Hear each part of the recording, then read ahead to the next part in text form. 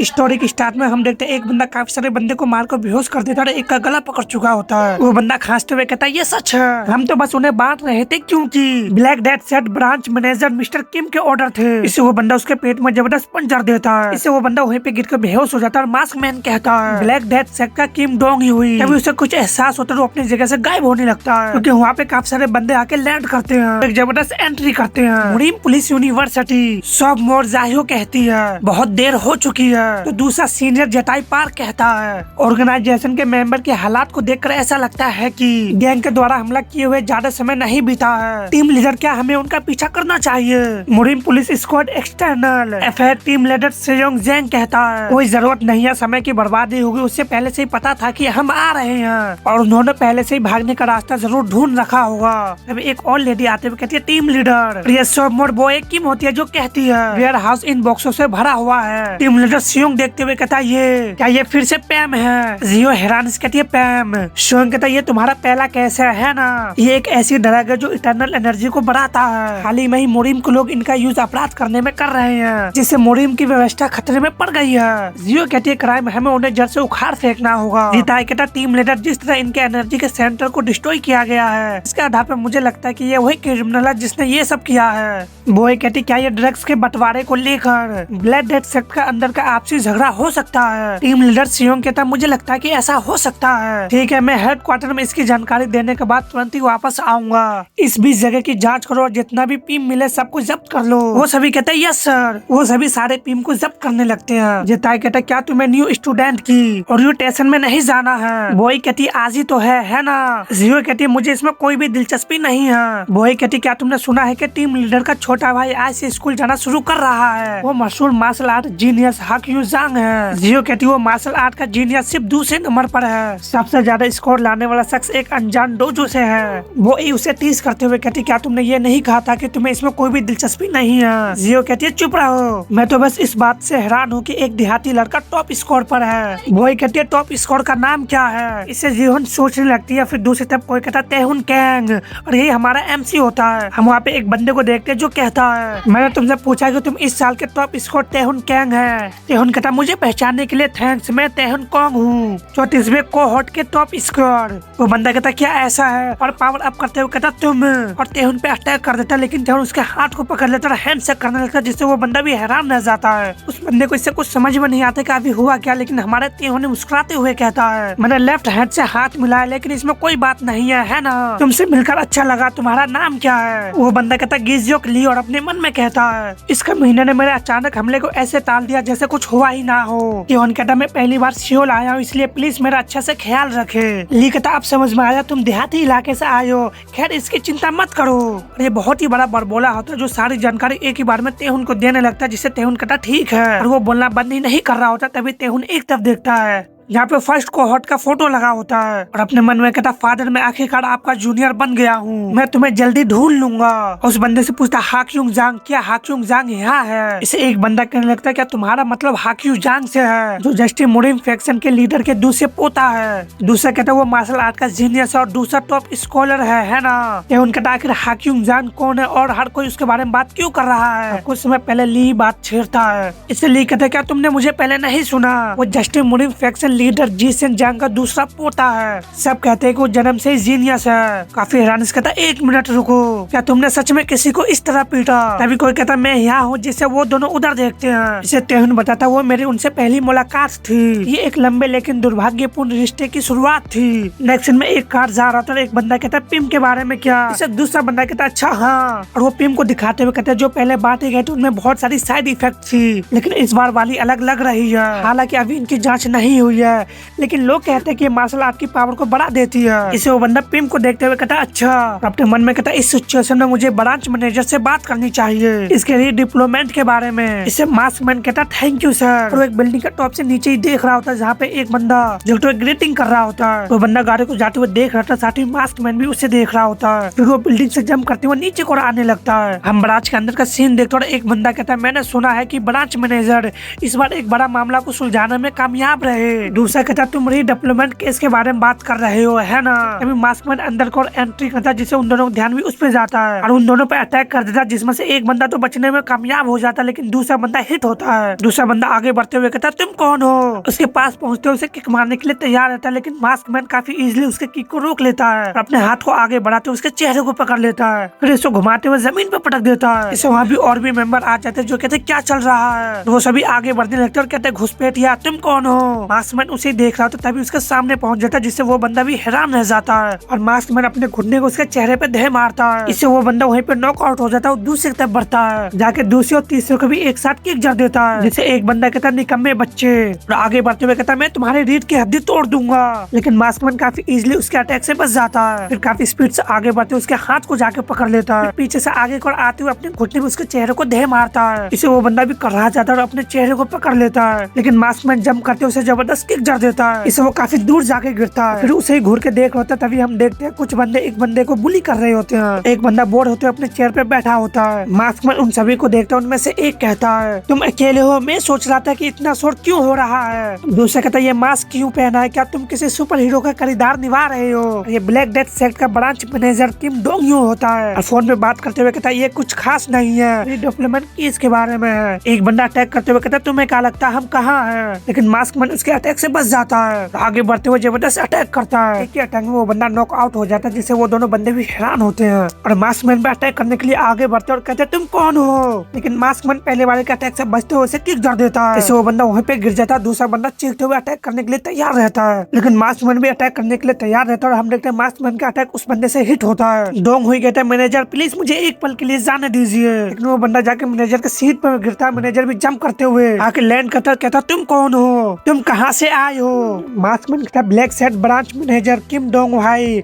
35 साल, तुमने सिर्फ 2 सेट के बीच नहीं बल्कि पूरे मोरिन में ही खलबली मचा दी, मैं अपना फैसला सुनाऊंगा। डोंगवाई कहता क्या, और पिल को खाते हुए कहता सच में तुमने मुझे बहुत कम आंक लिया है। मास्कमैन भी अपने सामने देख के हैरान होता क्योंकि उसकी बॉडी से जबरदस्त एनर्जी निकल रहा होता है और कहता अगर कर सकते हो तो करके दिखाओ, और उसका किक मास्कमैन के पास पहुंच जाता है, लेकिन मास्कमैन इससे बच जाता है। वो लगातार अटैक कर रहा होता है लेकिन मास्कमैन हर अटैक से बच रहा होता है। उसके अटैक को फंसाते हुए अपने हाथों से जकड़ लेता है और उसके पेट में जबरदस्त घुटना मारता है, जिससे उसके मुंह से भी ब्लड आ जाता है। इसमें बंदा पीछे जाके गिरता है और खुद को संभालता है और कहता तुम कमीने, तुम ब्लैक डेथ सेट के मेंबर को कम आंकने की हिम्मत कैसे कर सकती हो। तभी उसका हाथ डोंगवाई के सामने होता है। मास्कमैन कहता है वुडुन के अंधकार पावर के नाम पर यहाँ से चले जाओ, घोस्ट स्पिरिट वेव, जिससे वहाँ से जबरदस्त एनर्जी निकलता है और बिल्डिंग में जबरदस्त धमाका होता है, जिससे सभी बंदे का ध्यान उस पे जाता है। तो बंदे कहने लगते हैं ये क्या था, तो दूसरा कहता है क्या ये कोई बॉम्ब है, तो कोई कहता है क्या ये टेररिस्ट अटैक है। तो वहाँ पे हड़कंप सा मचने लगता, कोई बंदे चिल्लाने लगता, तो कोई कहता मुझे बचाओ। और हम दूर से मास्कमैन को देखते हैं और हम देखते हैं कि डोंगवाई के आधा बॉडी डिस्ट्रॉय हो चुका होता है। मास्कमैन उसे घूर को देख रहा होता है, फिर वहाँ से गायब हो जाता है। नेक्स्ट इन गाँव के इलाके का देखते हैं जहाँ पे एक लेडी अपने हाथ से लकड़ी के 2 टुकड़े कर रही होती है। तभी कोई कहता मॉम, जिससे वो लेडी पलट के उसे देखती है और ये हमारा तेहुन होता है जो कहता खाना बन गया क्या। उसकी मॉम कहती क्या तुम जागते ही खाना मांगते हो। तेहुन कहता मुझे जिंदा रहने के लिए खाने की जरूरत है। उसकी मॉम उसे देखने लगती और कहती तेहुन तुम्हें अपने ओरिएंटेशन के बाद सीधे घर आ जाना चाहिए था, तुम्हें कल रात कहाँ जाना था। तेहुन हंसते हुए कहता मैं कुछ वीडियो शूट कर रहा था। उसकी मॉम भड़कते हुए कहती क्या तुम फिर से यूट्यूब पे मार्शल आर्ट के वीडियो अपलोड कर रहे थे। तेहुन कहता नहीं नहीं, ये हमारे डोजो के एडवर्टाइज के लिए था। उसकी मॉम भड़कते हुए कहती एडवर्टाइजिंग माय फ्रूट, मैंने तुमसे कहा था कि इस तरह की चीजें अपलोड मत करो, मार्शल आर्ट दिखावे की चीज नहीं है। तेहुन कहता मैं दिखावा नहीं कर रहा था, ये सिर्फ पब्लिसिटी के लिए है। इसके अलावा मोरिन पेट्रोल स्क्वाड में शामिल होने के बाद मैं इन्हें और नहीं बना पाऊंगा। उसकी मॉम काफी गुस्से में लकड़ी को तोड़ने लगती और कहती जाओ अपने दादाजी को बुलाओ ताकि हम खाना शुरू कर सके। इसे तेहुन घबरा जाता और कहता ठीक है। नेक्स्ट में देखते तेहुन जाने लगता और कहता डोजो को बचाने के लिए इतनी मेहनत करने का क्या फायदा जब वो मुझे सिर्फ ताने मारती रहती है। अभी कोई उसे आवाज लगाने लगता ओपा ओपा। तेहुन उसे देखते हुए कहता मैंने तुमसे कहा था कि मुझे मास्टर कहो। और हमें प्यारी से बच्चे को देखते जो कहती हम तो बुरी तरह से फंस गए हैं। तेहुन अपने नाक में उंगली करते हुए कहता अपनी जबान संभाल कर बात करो बेवकूफ, इस बार क्या है। दूसरी तरफ कोई कहता हम छोड़ रहे हैं, जिससे एक लेडी कहती है तुमने कहा था कि तुम मेरे बच्चों को अच्छी तरह से पढ़ाओगे, लेकिन तुम पिछले 6 महीने से क्या कर रहे हो, वो तो एक बेसिक स्टैंड भी नहीं बना पाती, क्या तुम सब ठगों का गिरोह हो। इससे एक दद्दू हंसने लगता है और वो लेडी भड़कते हुए कहती है हंसना बंद करो और अपनी बात समझाओ, लेकिन वो दद्दू अभी भी हंस रहा होता है। तेहुन कहता है एक मामूली शिकायत के आधार पर तुम कैसे कह सकते हो कि हम बर्बाद हो गए हैं। ओ गॉड, गाली देना बंद करो। वो लड़की कहती है अगर मैं नौकरी छोड़ दूं तो ओपा भिखारी बन जाएंगे। तभी तेहुन उसे टैप करते हुए कहता मैडम। इसे लेडी उसे देखते हुए कहती क्या है। हम देखते तेहुन चंपू सा बन जाता जो कहता क्या हम कुछ बातें करें। वो लेडी कहती क्या तुम वही गंदे दिमाग वाले ओपा हो जिसका जिक्र यूजी ने किया था। तेहुन उसे देखते हुए कहता गंदा, लगता है कोई गलत फहमी हो गई है। मैं हिडन स्पीड सेट का टीचर हूँ तेहुन कॉन्ग। मक्खन लगाते हुए कहता मैडम क्या आपको हमारे पुराने डोजो की कहानी पता है। इससे वो लेडी कहती है सॉरी। तेहुन कहता छत के सारे चीजें टूटी हुई है और हवा आसानी से हमारी खिड़की और दरवाजे से अंदर आ जा सकती है। आप सोच रहे होंगे इतने जर्जर डोजो में ये लोग मार्शल आर्ट कैसे सिखाते हैं। हमारे ट्रेनिंग जो है की जर्जर हालात हमारे लंबे इतिहास का निशानी है। इन बच्चे ये सब देख रहे तो उनमें से एक कहता है वो फिर से बकवास करने लगा है। दूसरा कहता वो शायद मार्शल आर्ट से ज्यादा झूठ बोलने में माहिर है। तीसरा कहता लेकिन क्या वो अच्छी तरह से लड़ता नहीं है। वो लेडी कहते ट्रेनिंग स्पेस। तेहुन कहता हमारा डोजो इस तरह गांव में टिक सकता है इसका रीजन यह है कि हमारे डोजो से ग्रेजुएट हुए मुरीम पुलिस यूनिवर्सिटी में दाखिला पाने की अमेजिंग सफलता हासिल की है। तो काफी सारे बच्चों का नाम को शो करता है जिससे वो लेडी भी खुश हो जाती है और कहती है इस डोजे से मुरीम पुलिस यूनिवर्सिटी में इतने सारे सफल उम्मीदवार। तेहुन कहता है इसके अलावा इस साल मुरीम पुलिस यूनिवर्सिटी में शामिल हो रहे 34वें बैच का टॉप स्कोर है कोई और नहीं बल्कि मैं हूँ तेहुन कॉन्ग। अब एक एग्जाम्पल के तौर पर secret technique hidden speed set और एक अटैक को सामने को शूट करता है जिससे एक पेड़ के धज्जियां उड़ जाते हैं। इससे वो लेडी भी चिल्लाने लगती है और ग्रैंड पर खामोश होते हैं। तेहुन के अटैक से वो लेडी काफी इम्प्रेस नजर आ रही होती है और तेहुन कहता है hostel spirit wave hidden secret sect की सीक्रेट टेक्निक है। अगर यूजी इसे सीख लेती है तो वो भी आसानी से मुरीम पुलिस यूनिवर्सिटी में दाखिला ले सकती है। वो लेडी काफी खुश होते हुए कहती सच में मुझे तो पता ही नहीं था। क्या इसका मतलब यह है कि यूजी इसे सीख सकती है। तेहुन अपने बातों में फंसाते हुए कहता सच कहूँ तो hostel spirit wave special class के लोगों के लिए है। लेडी कहती स्पेशल क्लास प्लीज हमें भी उसमें शामिल कर दीजिए। वो लेडी अपनी बेटी यूजी को लेकर काफी खुशी से जाने लगती है। तेहुन और ग्रैंडपा भी जाने लगते हैं। तभी ग्रैंडपा कहता तेहुन उसे देखता और ग्रैंडपा कहता घोस्टली स्पिरिट वेव के बारे में। तेहुन अपने मन में कहता अच्छा मैं हमेशा तुमसे यही कहता घोस्ट मार्शल आर्ट को यूज नहीं करना चाहिए। तेहुन कहता ग्रैंडपा उस बारे में और उसे जियो का फोटो दिखाते हुए कहता क्या वो सुंदर नहीं है। ग्रैंडपा कहता तेहुन में। तेहुन अपने मन में कहता क्या मैं फेल हो गया। ग्रैंडपा फोन को लेते हुए कहता मुझे तुम्हारे लिए बहुत ही खुशी है लेकिन तभी उनका मॉम का चिल्लाने का आवाज आता है जल्दी करो। ग्रैंडपा कहता मेरी बस यही गुजारिश है कि तुम अपनी माँ जैसे किसी को घर ना लाए। तेहुन कहता ठीक है। अनेक्शन में वो तीनों खाना खाने बैठ जाते हैं और उसकी मॉम कहती मैंने तुम्हारे स्कूल यूनिफॉर्म का ऑर्डर दे दिया है। तेहुन कहता सच में ये तो आपका स्वभाव से बिल्कुल ही अलग है। उसकी मॉम कहती क्योंकि तुम सबसे ज्यादा स्कोर लाने वाले स्टूडेंट हो इसीलिए स्कूल की यूनिफॉर्म सबसे पहले तुम्हें ही मिलनी चाहिए। तेहुन काफी चौड़े होते हुए कहता मुझे समझ में आ गया कि आखिरकार आपने मुझे उस टॉप स्कोर की तरह मान रहे हैं जो मैं सच में हूँ। उसकी मॉम कहते तुम छोटे बदमाश। अभी टीवी में ब्रेकिंग न्यूज चलने लगता है और बताने लगता है सियोल में कल रात फिर से एक आतंकवादी हमला हुआ है। मुरीम पेट्रोल स्क्वाड फिलहाल इसकी जांच कर रहे हैं। एविल मुरीम फैक्शन के ब्रांच मैनेजर मिस्टर किम की मौत हो गई है। किम टीवी को घूर घूर कर देख रहा था तभी उसे खांसी होना शुरू हो जाता है। उसकी मॉम कहती तेहुन कैंग मुझे मत बताओ कि तुम।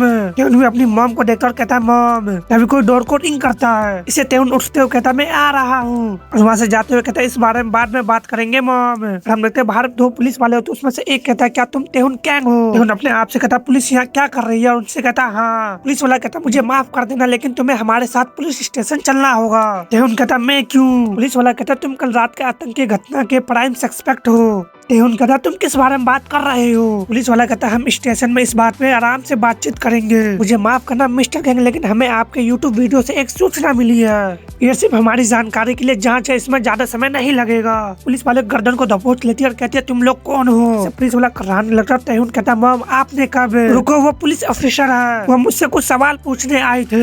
इसे उसकी मॉम कहती पुलिस। एक पुलिस वाला कहता मैम आप जो अभी कर रहे हैं उसे बाधा माना जाता है। इसे उसकी मॉम खामोश हो जाती है। तेहुन अपने मॉम को भेजते हुए कहता कुछ नहीं है मॉम मैं जल्दी वापस आ जाऊंगा। लेकिन उसकी मॉम की एनर्जी बेकाबू होने लगता है जिसे वो कंट्रोल करती है और अपने बेटे को देखते हुए कहती है तेहुन। और ग्रैंडपा भी अपने बहू को देख रहे होते और तेहुन कहता वो बाल बाल बच गए। सर आप खुद को लकी समझो मैंने जानबूझकर हम सबको यहाँ से दूर खींच लिया। लेकिन वो पुलिस वाला हंस रहा होता तेहुन पे अटैक कर देता है। इसे तेहुन भी हैरान रह जाता है कहता मेरी बॉडी। वो पुलिस वाला एक इंजेक्शन को निकालता और कहता वाह तुम्हारी मॉम तो सच में कमाल की थी। मैं लगभग अपनी पेट में पेशाब ही कर देता। और तेहुन के इंजेक्शन लगाने की कोशिश करने लगता है कहता कहता सो जाओ बच्चे। तेहुन उसे आते हुए देख रहा होता है। हम तेहुन के यूट्यूब वीडियो को देखते जिसमें वो कहता हाई सब्सक्राइबर्स, मैं तेहुन कोंगो हिडन स्पीड सेट के डोजो के टीचर। हमारे यहाँ से मुरीम पुलिस यूनिवर्सिटी में सबसे ज्यादा दाखिला होते हैं। और अटैक करते हुए कहता घोस्ट स्पीड वेव। ये घोस्टली स्पीड वेव का बेसिक स्टैंड है, लेकिन ये शुरुआत के लोगों के लिए यूज करना बहुत ही मुश्किल है। तो मैंने तुम्हारे लिए कुछ यूज के सुझाव तैयार किए हैं। अपने बॉडी के मेन कोर के बजाय अपने हाथों में लहर को कंट्रोल करे और उसे फिर तुरंत ही बाहर फेंक दे। ये मेथड बैटल में बहुत ही काम के हैं, हालांकि पावर थोड़ा कम हो जाएगी। और एक बंदा उसका वीडियो देखते हुए कहता ये बच्चा मुझे बहुत ही सरदर्द दे रहा है। ये निश्चित रूप से घोस्ट मार्शल आर्ट का यूज कर रहा है। यंगो अब इस बच्चे के पीछे कौन पड़ा है? और ये योंग भी ओम जिन ब्लैक डेथ सेट के 4 ग्रेट महान गार्डियन में से एक है। ये योंगो ब्लैक डेथ सेट के 4 महान वेसल गार्डियन में से एक है, जो कहता वाइपर और डिस यंग मून। जो बंदा सीधा खड़ा होता तभी जिन कहता सिर झुकाओ अपना हाथ, जिससे वो टकलू सिर झुकाता है। जिन उसके टकले पे हाथ रखते हुए कहता क्या मैंने तुम्हें उन बदमाश को ना भेजने के लिए नहीं कहा था? इससे यंग गोगू कहता है क्योंकि टारगेट मुरीम पुलिस यूनिवर्सिटी का टॉपर है। इससे जिन अपने चेहरे को पकड़ लेता है और खड़ा होते हुए कहता उन्हें तुरंत ही फोन करो, मैं उसे खुद पकड़ने जा रहा हूँ। दूसरी तभी गंदे से जगह को देखते जहाँ पे काफी सारे बंदे होते हैं। तभी वहाँ के दीवार में करे करने लगता है और हम देखते हैं वहाँ से तेहुन बाहर आता है और दूसरा बंदा उसके ऊपर अपने पैर को मारता है, जिससे तेहुन कराने लगता है और कहता अपने आप को संभालो, लेकिन तेहुन खांस रहा होता है। दूसरा पुलिस वाला कहता है तुम बच्चे के साथ ऐसा बिहेव क्यों कर रहे हो? हमें अच्छे समझ से बात से काम लेना चाहिए। तेहुन अपने मन में कहता अजीब बात है, मुझे अपनी इंटरनल एनर्जी बिल्कुल भी नहीं मिल रही है। क्या ये उस शॉट की वजह से था जो मुझे पहले मिला था? उसे वो बंदा कहता तुम्हें कोई भी फनी आइडिया नहीं आना चाहिए। वो पुलिस वाला कहता है मैंने कान में जो तुम्हें इंजेक्शन लगाया था वो किसी भी प्रकार के इंटरनल एनर्जी को इकट्ठा करने से रोकता है। एक बॉक्स को खोलने लगता है, कहता तो चलिए कुछ मस्ती करें। कीड़े को दिखाते हुए कहता ये घातक और जहरीले आंत के पैरासाइट है, देखो ये कैसे तड़प रहे हैं, कितने घिनौने हैं। खैर एक बार जब वो तुम्हारे बॉडी के अंदर एंटर कर जाते हैं तो वो तुम्हारे इंटरनल ऑर्गन्स को खा जाएंगे और जहर छोड़ेंगे। छी, इस बारे में सोचते ही मेरे रोंगटे खड़े हो जाते हैं। दूसरे कहता वाइपर, बॉस ने कहा। वाइपर कहता मुझे पता है, मैं बस इसे डराने की कोशिश कर रहा हूँ। और तेहुन के गाल पे टैप टैप करते हुए कहता तो चलिए इसे जल्दी खत्म करते हैं, ठीक है? दूसरा पूछता घोस्ट स्पिरिट की किताब कहाँ है? तेहुन कहता मैं नहीं जानता। इसे वो बंदा हंसते हुए कहता तुम कमीने। वाइपर तेहुन के मुंह को पकड़ लेता और कीड़े को निकालते हुए कहता है मैंने तुमसे कहा था कि मैं इस मामलों को सबसे सुलझाना चाहता हूँ। और वो कीड़े को जबरदस्ती तेहुन को खिला देता है और कहता अब तो और भी ज्यादा मजा आने वाला है, जिससे तेहुन काफी ज्यादा कराहने लगता है। वाइपर कहता अब दूसरे सवाल का समय आ गया है, तुमने घोस्ट किंग की मार्शल आर्ट कहाँ से सीखी? तेहुन कहता मुझे बिल्कुल भी नहीं पता। जिसे दूसरा वाला बंदा तेहुन के चेहरे पे किक जर देता और कहता है मुझे लगता है कि तुम्हें अभी भी समझ में नहीं आया है, इसका यूज करने का सही मतलब क्या है? और तेहुन को जमीन में धसाते हुए कहता घोस्ट किंग की मार्शल आर्ट। वो अपने बारे में बताने लगता मैं एक महान मार्शल आर्टिस्ट बनना चाहता था। अपने भाइयों और साथियों के साथ अपने सपनों को साकार करने के वो अच्छे दिन, उस बदमाश ने उन्हें पूरी तरह से डिस्ट्रॉय कर दिया था।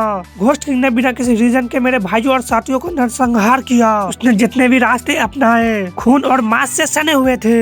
हमने तो पूरा सेक्ट घोस्ट किंग पे अटैक करने के लिए आगे बढ़ता है, लेकिन हमें सिर्फ उसके चीख ही सुनाई देता और वो बताने लगता है मेरे भाइयों के बारे में, साथ ही उस भयंकर हंसी के बारे में। हमने तो घोस्ट किंग डेथ स्किल का यूज करते हुए उन सभी के साथ साथ उनके सेक्ट को भी डिस्ट्रॉय कर देता है और बताता बिखरे हुए खून, कटे हुए एंग और दर्द भरी चीखे। घोस्ट किंग इंसान नहीं था। हमने तो घोस्ट किंग का ऑर्डर से एक मोस्टर बन रहा होता है जिसे वो बच्चा देख रहा होता है और वो कहता घोस्ट। पर जब इस बात से काफी ज्यादा गुस्से में होता है, कहता तुम्हारी हिम्मत कैसे हुई? उन पे अटैक करते हुए कहता घोस्ट किंग की कॉपी करने की कोशिश करो।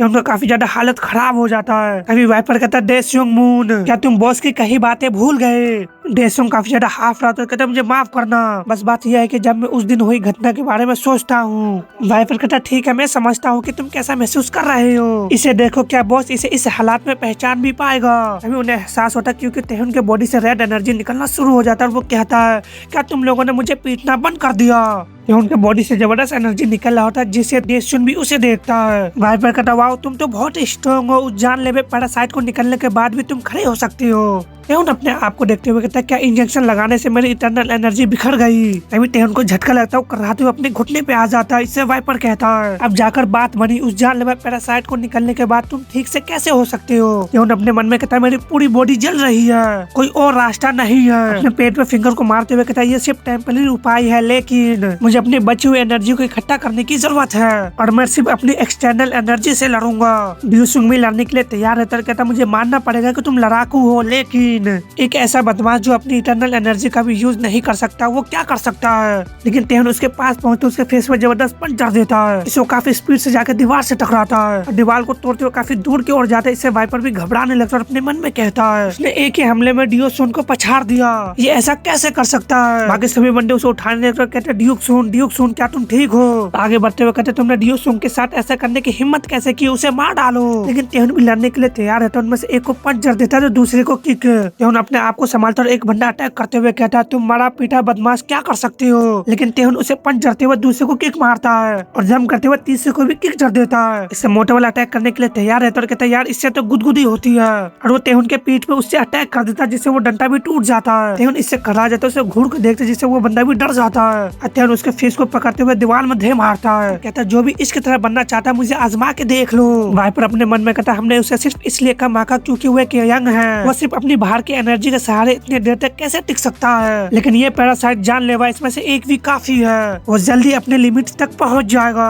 सही समय आने पर मैं उस पर हमला करूंगा। और बाकी बचे हुए बंदे भी जाके तेहन पे अटैक करने लगते हैं, लेकिन तेहन जंप करते हुए एक पे अटैक कर देता है, फिर काफी स्पीड से बाकियों को भी मारने लगता है और एक के सिर को पकड़ते उसे जमीन पे पटक देता है। तेहन पे भी पैरासाइट असर करने लगता है, उसके मुंह से ब्लड आने लगता है। अपने मन में कहता है मुझे लगता है कि जहर धीरे धीरे फैल रहा है और दोबारा अपने पेट में फिंगर को मारते हुए कहता है मुझे जल्दी करने की जरूरत है। एक बंदा नाइफ से अटैक करते हुए कहता है मुझे लगता है कि तुम सबकी एनर्जी खत्म हो गई है और अटैक करते हुए कहता है मैं तुम्हारे टुकड़े टुकड़े कर दूंगा।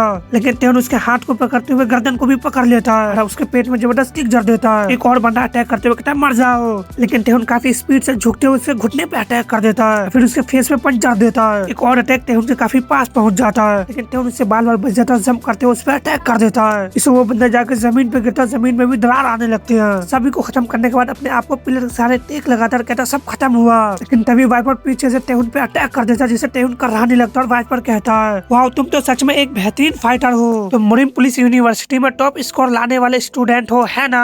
मैंने पहली बार किसी को जहर देने के बाद इस तरह से लड़ते हुए देखा है, ये मत सोचो कि मैं कायर था, जिंदगी बस ऐसी ही है। और तेहन से दूर होते हुए दो वेपन को निकालता और कहता बॉस माफी चाहता हूँ लेकिन मुझे तुम्हें मारना ही पड़ेगा। तेहन के बॉडी से काफी ज्यादा ब्लड निकलने लगता है, ब्लड में हम पर्पल स्मोक को देखते हैं क्योंकि तेहन के पूरे बॉडी से पर्पल एनर्जी निकल रहा होता है जो घोस्ट किंग की तरह मॉन्स्टर का रूप लेने लगता है। इससे वाइपर अपने मन में कहता अचानक बहुत ही ठंडी हो गई है, उसके पीछे वो क्या है। और हम देखते तेहन लड़खड़ाते हुए आगे की ओर बढ़ने लगता है और आगे बढ़ते अपनी जगह से गायब हो जाता है। हम उसी मॉन्स्टर को देखते हैं और तेहन के चीखने का आवाज आता है। दूसरी तरफ एक लेडी को देखते हैं जो शायद ये नोटिस कर लेती है और वो एक बुढ़ा के टेम्पल में होती है जो आगे बढ़ती है वो किसी चीज को निकालती है। ये एशियन घोस्ट क्लैन की वंशज माहो है जो एक रिचुअल करने लगती है और कहती है मुक्ति को रात को जब वेंसफुल घोस्ट दुनिया में लौटती है वो अपने आंखें फिर से खोलेंगे और आसपास से गोल्डन एनर्जी निकलने लगता है और वो स्टैचू में भी दरार पड़ने लगता है और वहाँ पे धमाका होता है। हम उसमें एक लेडी को देखते हैं जो कहता है घोस्ट किंग अपीयरेंस हो गया है। माहो कहती है हाँ ग्रैंड मदर। उससे ग्रैंड माँ नीचे आते हुए कहती है मुझे लगता है कि आखिरकार मुझे उस बुरे शख्स का फिर से चेहरा देखने को मिलेगा, चलो चले। ये ancient ghost clan ancient spirit princess है जो कहती और हम अपना बदला लेंगे। दूसरी तरफ उसी वेयर हाउस के पास गाड़ी आता है, जिन कहता वाह इसे देखो तो जरा, क्या कोई भी बॉस का स्वागत करने के लिए बाहर नहीं आ रहा है। इसे यंग गुगु खामोश होता है, जिन उसका टपली बजाते हुए कहता तुमने उन बच्चों को क्या सिखाया। यंग गुगु कहता ये मेरा काम का हिस्सा नहीं है। जिन डोर को तोड़ते हुए कहता तुम बदमाश, तुम सब मारे जाओगे। जब अंदर आता है वो देखता है कि सबका खेल पहले ही खत्म हो चुका है। इसे उन सभी कुछ समझ में नहीं आता, इधर उधर देखने लगते हैं और जिन कहता है इन सबको पहले ही इतनी बुरी तरह से पिटाई क्यों लगी है। अभी वाइपर का चीखने का आवाज आता है जिससे उन दोनों का ध्यान उस पे जाता है। जिन काफी स्पीड से अपनी जगह से गायब होते हुए वाइपर के पास आ जाता है और कहता है ये क्या है, क्या ये वही वाइपर नहीं है। वाइपर काफी डरते हुए कहता है मैंने पाप किया है फादर, मैंने ही उसे मारा है, मैंने उसे जानलेवा जहर पिलाया है, मैंने उसे अपनी आंखों से मरते हुए देखा लेकिन किसी कारण से वो अभी भी जिंदा है। जिन उसे चाटा मारते हुए कहता है बेवकूफ तुम ठीक से बोलो, मेरी तरफ देखो क्या हुआ। लेकिन वाइपर अभी भी कह रहा था मैंने उसे मार डाला, लेकिन क्यों। हाँ वो शुरू से ही इंसान नहीं था, वो एक घोस्ट है। जिन भी हैरान से कहता है एक घोस्ट। इसे अपने दूसरी ओर देखता है तो एक जगह दीवार टूटी होती है, दूसरी तरफ देखने पर दीवार में काफी बड़ा गड्ढा होता है। देख सुंग और बाकी सभी भी बेहोश है। अभी कुछ उसे एहसास होता है, कहता है यंग गोगू असैसिन सेक्ट को बुलाओ। यंग गोगू भी हैरानी से कहता है असैसिन सेक्ट। जिन कहता है ये है घोस्ट किंग। न्यूज में बताया जाता है कल रात सियोल में फिर से एक बार आतंकवादी हमला हुआ। मुरीम पेट्रोल स्क्वाड टीम इसकी जांच कर रहे हैं और इविल सेक्शन के मिस्टर किम मारे गए। तभी उस पिक्चर में करेक्ट बनने लगता है शायद ये बंदा अपने एबिलिटीज उसे देख रहा हो और एक बंदे को बुरी हालत में टेबल पे पटका होता है। वो बंदा कहता रिपोर्ट उसे एक बंदा कहता हाँ वेस्ट और साउथ मैनेजर के साथ साथ नॉर्थ बराज के किम डोंग हो भी हार गया है। पिछले महीने सोल में हमारी डिस्ट्रीब्यूशन लाइन लगभग पूरी तरह से डिस्ट्रॉय हो गई है। येलो हेयर वाला कहता मैं बस ये जानना चाहता हूँ कि सब लोग आखिर क्या कर रहे थे। हमारे 3 डिस्ट्रीब्यूशन लाइन डिस्ट्रॉय हो रही थी। ये असैसिन सेक्ट के वाइस चेयरमैन सेबेस्टियन होता है। इससे वो सभी बंदे कांपने लगते हैं। सेबेस्टियन उस बंदे को किक से दबाने लगता है। तुम वहाँ पे मौजूद थे है ना, वो बदमाश कौन था? इससे वो कराने लगता है, कहता वो अकेला था। मुझे नहीं पता कि वो कौन था क्योंकि उसने मास्क पहना हुआ था, लेकिन वो कमाल का था। सेबेस्टियन उसके सिर को दबाने लगता है जिससे वो बंदा काफी ज्यादा चिल्लाने लगता है और कहता क्या तुम्हें पता है कि मैंने इस पर कितना खर्चा किया है और मेरी सारी प्लान बर्बाद हो गई तुम्हारे जैसे निकम्मों की वजह से। एक बंदा ये सब पहले तो खामोशी से देख रहा होता, फिर कहता वाइस चेयरमैन पिम के 50 नए डब्बे अभी अभी आए हैं। सेबेस्टियन कहता पहले से मुझे एक सैंपल दो। उस पिम को निकलता जिससे पहले वो तो करहा जाता है। वो बंदा कहता पहले से अब बॉडी में एनर्जी जमा होने का असर 30% से ज्यादा हो गया है। तुरंत दिखाने वाला असर 25% से ज्यादा हो गया है और साइड इफेक्ट होने की संभावना लगभग 40% से कम हो गई है। सेबेस्टियन हंसते हुए कहता फाइनली और पंच बनाते उस बंदे को जबरदस्त पंच जड़ देता जिससे उस टेबल को भी टुकड़े टुकड़े हो जाते हैं। इसे एक बंदा अपने मन में कहता उसने लोहे के टेबल को ऐसे तोड़ दिया जैसे वो कुछ भी ना हो। दूसरा बंदा कहता क्या ये पिम का असर है? अगर मैं भी इसे लेता हूँ तो क्या इसका मतलब है कि मैं? सेबेस्टियन कहता जेहो से यही उम्मीद था, मैं इसे तुरंत ही यूज कर सकता हूँ। हंसते हुए कहता चलो देखते हैं और उनसे कहता कारोबार फिर से शुरू करो, गार्ड की संख्या पिछली बार से दुगनी कर दो और ये फाइट में लगे हुए लोगों को दे दो। इसे वो बंदा कहता है यस सर। वहाँ पे एक लेडी आती है कहती है वाइस चेयरमैन हमें ब्लैक डेथ सेक्ट से एक जरूरी ऑर्डर मिले हैं। सेबेस्टियन भी हैरान कहता ब्लैक डेथ सेक्ट, अगर वो पैसे दे रहे हैं तो हम जाएंगे। और सेबेस्टियन के जाने के बाद वो सभी बंदे राहत की सांस लेते हैं, लेकिन सेबेस्टियन दोबारा अंदर झांकते जिससे वो सभी सीधे खड़े हो जाते हैं। और सेबेस्टियन उनसे कहता तुम लोग उस बदमाश को इस हफ्ते को खत्म होने से पहले मेरे पास लाओ। उनसे कहता समझ गए और गेट को बंद करते वहाँ से चला जाता है। दूसरे बंदे को चीख को देखते हैं, एक नाइफ नीचे को गिर रहा था तभी कोई इसे पकड़ लेता है और उसे दूसरे बंदे पे अटैक कर देता है। काफी स्पीड से आगे को आते हुए अपने कोहनी से अटैक कर देता है। हम वहाँ पे बाकी और शॉर्टमैन को देखते हैं और ये बंदा काफी सारे शॉर्टमैन को निपटा चुका होता है। एक बंदा कहता है यंगेस्ट, एक बंदा कहता है चिंता मत करो वोल्केनिक सेट, जंगल के कानून का पालन करता है, अगर तुम नहीं मरोगे तो तुम्हें मार दिया जाएगा। दो बंदा अटैक करने के लिए आगे बढ़ते और कहते हैं हमें जीतना होगा अपने भाइयों का बदला लेने के लिए। वो बंदा अपने गिलास को ठीक करते अपने जगह से गायब होने लगता है और काफी स्पीड से उन दोनों को पैरों पे अटैक करते हुए आगे और बढ़ जाता है। लेकिन एक बंदा और आके उसे अटैक कर लेता है जिसे वो अपने नाइफ से रोक लेता है। इसे वोल्केनिक सेट का बंदा अपने मन में कहता उसने मेरे शॉर्ट अटैक को सिर्फ 2 डैगर से रोक दिया।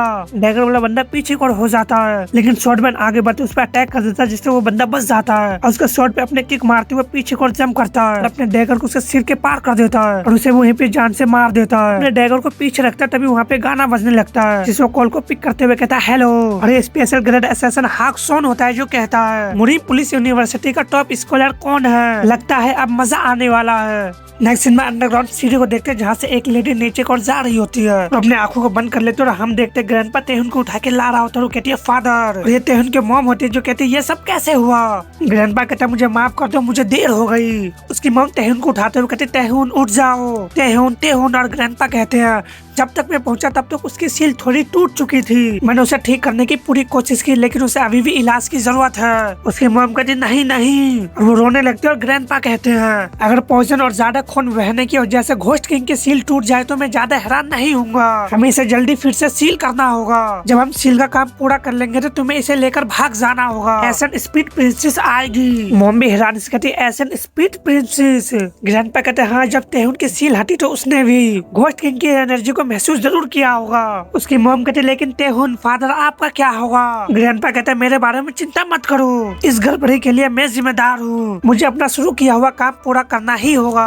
मैं एसन स्पीड प्रिंसेस के साथ अपना रिश्ता खत्म कर दूंगा। तेहुन की मॉम रोते हुए कहती है यस फादर। एक रूम के अंदर जाते हैं जहाँ पे काफी सारे वेपन होते हैं और कहते हैं मैं कभी नहीं सोचा था कि मैं इसे दोबारा पहनूंगी। और हम उसके सूट को देखते हैं जिसे वो पहन के तैयार होने लगती है, अपने शॉर्ट को पकड़ते हुए उसे देखने लगती है, फिर एक स्लैश लगाते हुए सारे चेन के टुकड़े टुकड़े कर देती है और कहते चिंता मत करो मैं तेहुन को बचाऊंगी। हम देखते तेहुन को कोई बार बार आवाज लगाने लगता है जिससे तेहुन का आँख खुलता है। और हमने तो वो अपने इनर माइंड में होता है जो कहता डैड क्या ये तुम हो। उसे फिर से आवाज आता तेहुन, इसे तेहुन हैरान से कहता डैड, और अपने फादर को देखते हुए कहता आप वहाँ किस चीज में व्यस्त है। उसका फादर वहाँ से गायब हो जाता है जिससे तेहुन कहता आप कहाँ चले गए थे, और बताया जाता क्या ये घोस्ट किंग का खजाना है, मैं इसे ले आया हूँ। लेकिन तेहुन आवाज लगाते हुए कहता फादर। वो एक तरफ देख के हैरान रह जाता क्योंकि उसे कोई फिगर दिखाई देता है जो अपने हाथ को आगे बढ़ाता हुआ कहता तुम बेचारा। इसे तेहुन पे जबरदस्त प्रेशर पड़ने लगता है और वो भी कराने लगता है। और वो फिगर कहता तुमने कुछ ऐसा देखा जो तुम्हें नहीं देखना चाहिए था, मुझे एक्सेप्ट करो। और हम घोस्ट किंग के मॉन्स्टर को देखते हैं। इससे तेहुन का आँख खुल जाता है और हम देखते हैं ग्रैंडपा उसे हील कर रहे होते हैं, जिससे वो कहता है ग्रैंडपा कहता कुछ मत बोलो तुम्हारे घाव खुल जाएंगे।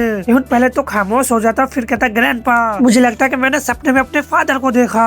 इससे ग्रैंडपा का ध्यान उसके बातों पे जाता है और तेहुन कहता है मुझे वो नहीं मिले जबकि वो निश्चित रूप से मुझे पुकार रहे थे। अपने पंच को बंद करते हुए कहता ग्रैंडपा क्या मैं अपने फादर को ढूंढ पाऊंगा। ग्रैंडपा पहले खामोश होता है फिर कहता तेहुन मैं जो कुछ बताने जा रहा हूँ उसे ध्यान से सुने। बाहर तेहुन की मॉम गार्ड कर रही होती तभी अपने मन में कहते ये एनर्जी ये इतनी पावरफुल है कि मैं इसे दूर से भी महसूस कर सकती हूँ। इसमें कोई शक नहीं कि ये एसेंट स्पीड प्रिंसेस की एनर्जी है। तेहुन के इलाज में कम से कम 1 घंटे और लगेंगे।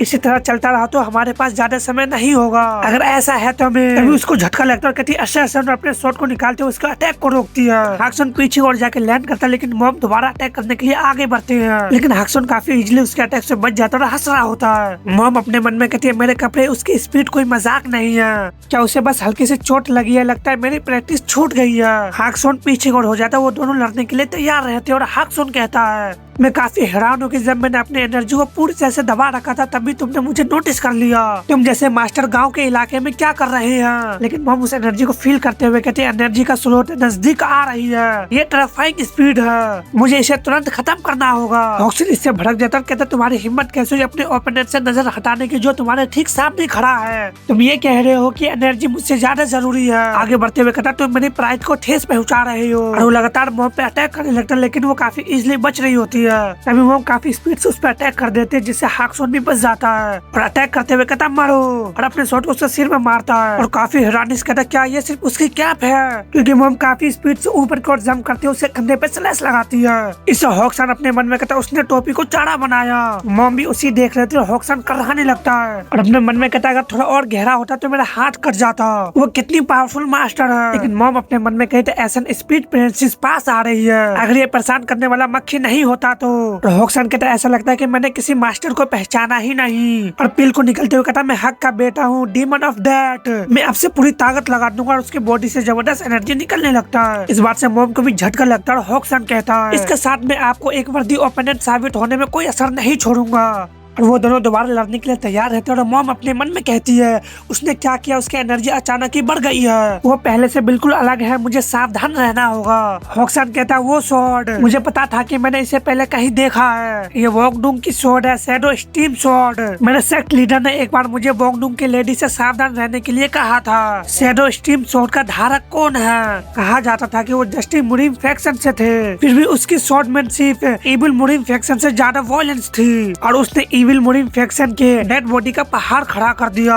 लेकिन एक दिन वो गायब हो गई, कौन जानता था कि वो इतने लंबे समय से गांव के इलाके में छिपी हुई थी। तभी मॉम उसके पीछे पहुंच जाते और कहते तुम बहुत ही ज्यादा बोल रहे हो। हाक्सन भी उस अटैक से बच जाता है। तेहुन के मॉम को किक जड़ देता है लेकिन वो अपने हाथों से रोक लेती है। हाक्सन भी पहले पीछे को होता है फिर काफी स्पीड से आगे को बढ़ जाता है। एक पल के लिए तेहुन की मॉम भी इससे हैरान रह जाती है, उसके अटैक को अपने दोनों शॉट से रोकती है और अपने मन में कहते ये बदमाश तो मेरी मूव को कॉपी कर रहा है। और हाक्सन अपने मन में कहता पिम की इफेक्ट तो मेरी सुनी सुनाई बातों से भी कहीं ज्यादा बेहतर है, मेरी बॉडी बिल्कुल वैसे ही चल रही है जैसा मैं चाहता हूँ। और मॉम हाक्सन का अटैक उसे पीछे कर देता है लेकिन हाक्सन दोबारा अटैक करने के लिए तैयार रहता है और अपने किक उसके शॉट पे मारता है। फिर शॉट के सारे जंप करते हुए मॉम पे जबरदस्त अटैक करता है। इस अटैक से मॉम भी घर से नीचे को गिरने लगती है। ये ग्रैंडपा को भी एहसास होता है, वो अपने मन में कहते हैं मुझे माफ कर देना मेरी प्यारी बहू, लेकिन मैं इस जगह से हिल नहीं सकता, बस थोड़ी देर और इंतजार करो। मॉम अपने मन में कहती वो मेरे अटैक का जवाब कैसे दे सकता था, वो मेरी हर चाल का पूरी तरह से अनुमान लगा सकता है। हाक सुन कर लगता है कि वोंग डुंग की हेवनली लेडी उतनी खास नहीं है जितनी सोची जाती थी। मॉम उसे देखे खामोश होते और हाक सुन कहता है, ये सोच कर हैरानी होती है कि आप इस तरह के चाल में फंस जाओगे।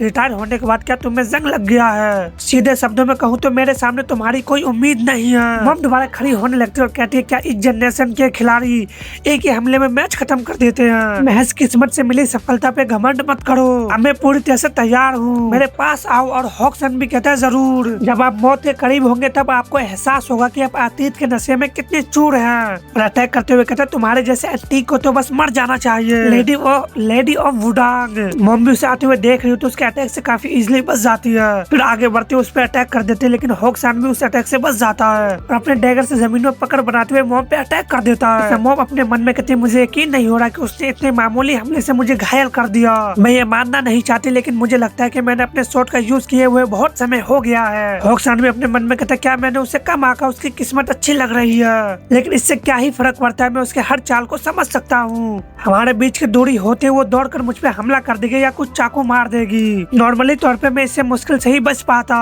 लेकिन अभी तो वो मुझे अपनी कमजोरियों को दिखा रही है ताकि मैं उन पे हमला कर सकूं। और आगे बढ़ते हुए कहता है, मैं तुम्हारा अगला कदम आखिरी कदम बना दूंगा। अपने डैगर फेंक के अटैक करता है, लेकिन इस अटैक से मॉम बच जाती है, जिससे डैगर जाके जमीन में गिरता है और हॉक्सन उस पर अटैक करने के लिए तैयार रहता है। इस अटैक से मॉम भी बच जाती है और हॉक्सन पे अटैक कर देते, लेकिन हॉक्सन जंप करते उसके पीछे लैंड करता है। फिर पीछे से अटैक कर देता है, लेकिन मॉम भी काफी स्पीड से पीछे मुड़ते उसके अटैक से बच जाती है और हॉक्सन पे अटैक कर देती है, लेकिन हॉक्सन भी पीछे को जंप कर देता है। अपने डैगर को अपने पैर से किक मारता है। इस अटैक से मॉम बच जाती है। अपने मन में कहती है, जिस नाइफ को मैंने पहले रोका था तभी हॉक्सन उसके पास पहुंच जाता है। अपने डैगर से अटैक करने के लिए तैयार रहता है, लेकिन मॉम काफी स्पीड से पीछे को चली जाती है। इससे हॉक्सन कहता है, पकड़ लिया। अब वो या तो चाकू से हमला करेगी या फिर वो खुद आकर हमला करेगी। उससे कंधे पीछे को झुके हुए और हथेली ऊपर की ओर है। निश्चित रूप से वो एक हमला है। जैसे वो अपना हाथ बढ़ाएगी मुझे पलटवार करने का मौका मिल जाएगा। मेरे सामने हाथ रख के मेरे विजन को ब्लॉक करने का कोई भी फायदा नहीं है, क्योंकि मुझे ठीक ठीक पता है कि तुम कहाँ हमला करने वाले हो। और मॉम के हाथ और कंधे को पकड़ते हुए उनके गर्दन को जकड़ लेता है, उस पर अटैक करने के लिए तैयार रहता है। फिर अपने पैरों को सहारे घुमाते उन्हें जमीन पे पटक देता है, जिससे उनके हाथ से शॉट तक छूट जाते हैं और मॉम आके जमीन पे गिरती हुई कर्रा जाते, उसके मुंह से भी ब्लड आने लगते हैं।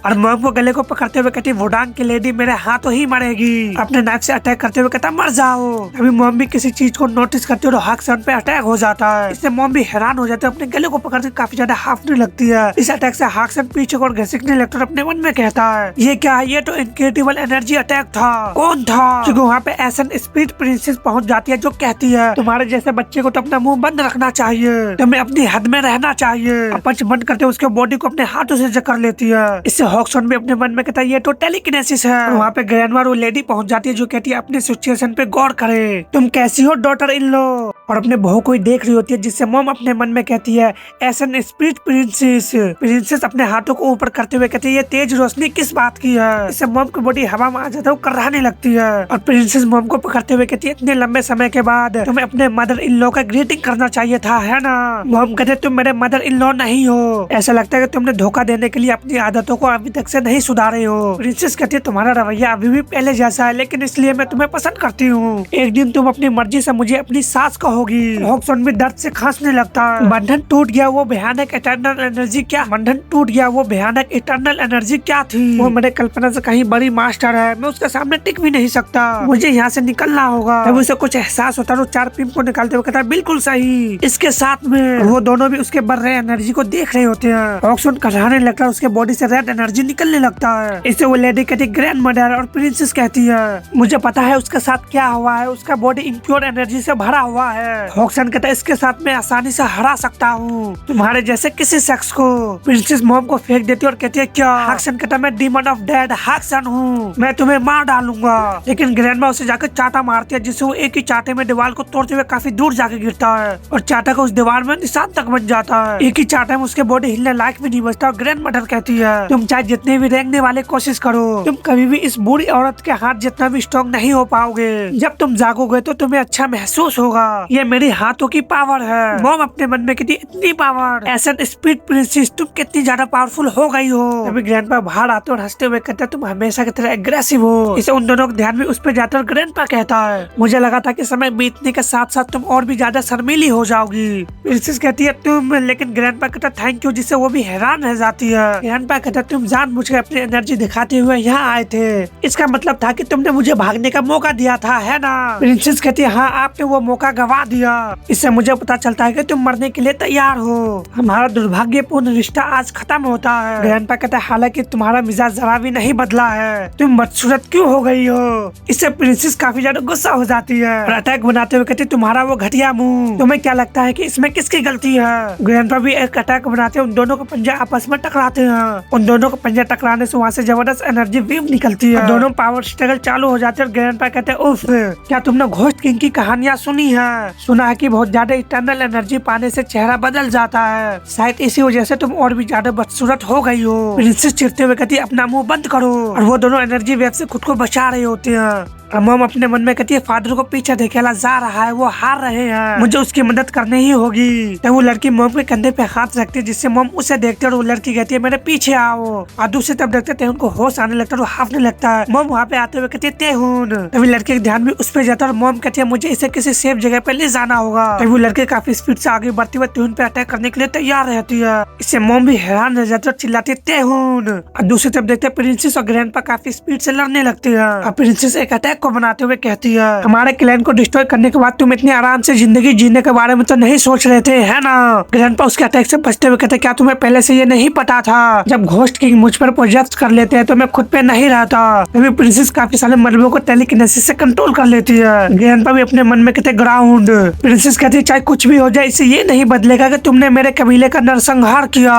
अपने दोनों हाथों को मिलाते हुए कहते इकट्ठा हो जाओ। सारे पत्थरों के टुकड़े से ग्रैंडपा को कैद करने लगती है और उनके पूरे बॉडी को पत्थर में कवर कर देती है। ग्रैंडपा अपने मन में कहते ये कैसे पॉसिबल है, मुझे यकीन नहीं हो रहा कि वो एवोल्यूशन के हाई लेवल तक पहुंच गई है। प्रिंसेस कहती है मुझे तुम्हारे साथ अपना लाइफ बिताने का कोई भी पछतावा नहीं है, हालांकि घोस्ट किंग के गार्डियन के रूप में मुझे वही करना होगा जो मुझे करना है। हम देख उसके पीछे एक फिगर आ जाता है। ग्रैंडपा कहते ये बिल्कुल भी नहीं। हम प्रिंसेस को देखते जो सच में काफी खूबसूरत होती है और ग्रैंडपा भी कुछ कम नहीं होते और दोनों अपनी जिंदगी काफी मजे से गुजार रहे होते हैं। और प्रिंसेस कहती है गुड बाय, अपने हाथों को मसलते हैं जिससे ग्रैंडपा का बॉडी लाइट से कवर होने लगता है और हम वहाँ पे काफी ज्यादा रोशनी को देखते हैं और प्रिंसेस भी अपने आंखों को बंद कर लेती है। फिर वहाँ पे और भी रोशनी आने लगता है जिससे वो भी हैरान रह जाती है। और हमने तो उस पत्थर से काफी सारी रोशनी निकलने लगता है जिससे प्रिंसेस कहते हैं ये सब क्या हो रहा है। और हम देखते ग्रैंडपा की बॉडी से जबरदस्त एनर्जी निकलने लगता है। इससे प्रिंसेस भी पीछे को जाने लगती है और ग्रैंडपा कहते हैं मैं घोस्ट किंग के आगे दोबारा नहीं झुकूंगा, मैं इस दुनिया को दोबारा स्लेटर हाउस में नहीं बनने दूंगा। प्रिंसेस देखते हुए कहते बिल्कुल भी नहीं। और ग्रैंडपा कहते हैं मेरे साथ अब एसन स्पिरिट प्रिंसेस। ग्रैंडपा भी जवान हो जाते हैं। तो वो लेडी अपने वेपन को तेहुन के चेस्ट में मार देती है। अभी मॉम उसके चेहरे को पकड़ती है, उसे दीवार में धे मारती है। वो काफी गुस्से में होती है और कहती है तुम्हारी हिम्मत कैसे हुई तेहुन से पंगा लेने की, तुमने मेरे बेटे के साथ क्या किया। लेडी कहती है मैंने तो बस पॉइजन निकाल दिया। इससे मॉम भी हैरान से कहती है क्या। और हम देखते तेहुन के मुंह से वो कीड़ा निकलने लगता है। इससे जाके उसे संभालती है और कहती तेहुन। तेहुन भी कहता है मॉम ग्रैंडपा कहाँ है। इससे मॉम खामोश हो जाती है और तेहुन कहती है ग्रैंडपा ने मुझे बताया था। इससे मॉम का ध्यान भी तेहुन के बातों पे जाता है। तेहुन कहता मैं कभी भी घोस्ट किंग नहीं बनूंगा। इस बात से उसकी मॉम थोड़ी देर के लिए हैरान हो जाती है, फिर तेहुन को गले लगा लेती है और कहती चिंता मत करो, मैं तुम्हें बचाऊंगी चाहे दुनिया ही क्यों ना खत्म हो जाए। वो लेडी कहती घोस्ट किंग से छुटकारा पाने का एक ही तरीका है। मॉम भी हैरान से कहती क्या। तेहुन कहता मुझे भी इसके बारे में पता है, ग्रैंडपा ने मुझे बताया था। और हम कुछ समय पहले का सीन देखते जब ग्रैंडपा कहता तेहुन मेरी बातें ध्यान से सुनो जो मैं तुम्हें बताने जा रहा हूँ। कम वक्त हथियारा घोस्ट किंग के नाम से जाने जाने वाले मोस्टर वो मैं ही हूँ। इससे तेहुन काफी हैरान रह जाते और ग्रैंडपा कहते हैं तुम्हारे फादर का लापता होना मेरे पापों की सजा है। हाँ मैं एक इमेच्योर बच्चा था जो बाकी मुरी मेंबर से अलग नहीं था। मैं एक अहंकारी बच्चा था जो अपने पावर का गलत इस्तेमाल करना पसंद था। लेकिन जब तक मैंने कई सारे डोजो को डिस्ट्रॉय कर दिया था तब तक मेरे पास अपनी फैमिली को बचाने की जिम्मेदारी भी नहीं आई थी। मेरी प्यारी पत्नी, तुम्हारी दादी और तुम्हारा फादर जीहान। हालांकि मेरे अहंकार की कीमत मुझे चुकानी पड़ी। जिन लोगों से मैंने हराया तो मुझसे बदला लेने के लिए मेरे घर को आग लगा दी। मेरी पत्नी नहीं बच पाई। इसके बाद मैं मुरीम के प्रति अपने गुस्से में अंधा हो गया था। मैं इस बात को नहीं मान पा रहा था कि गलती मेरी थी। तभी मेरे सामने अपीयरेंस हुए एसन घोस्ट क्लैन, वो लोग जो घोस्ट किंग की पूजा करते थे। मुनिम को लोग उनसे नफरत करते थे क्योंकि वो घोस्ट की पूजा करते थे। वो चाहते थे कि घोस्ट किंग उनका बदला ले और दुनिया में उनका नाम हमेशा के लिए छोड़ दे। उन्होंने मुझसे एक प्रॉमिस किया, अगर मैं मुनिम वाले से बदला लेने में उनकी मदद करूं तो मुझे घोस्ट किंग के बेमिसाल पावर मिलेगी। हम एक दूसरे को समझते थे।